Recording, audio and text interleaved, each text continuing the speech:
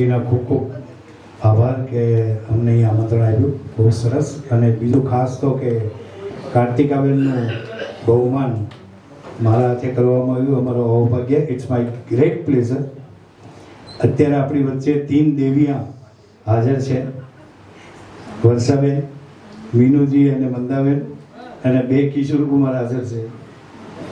તો એમના માટે એટલું કહીશ કે હસરતों से आपकी राह सजा देंगे, सपनों की दौलत आप पर लुटा देंगे, न फूल है कोई आज मेरे दामन में, हमारी पलकों से आपकी राह में सजा. क्या बात है, वाह वाह, थैंक यू.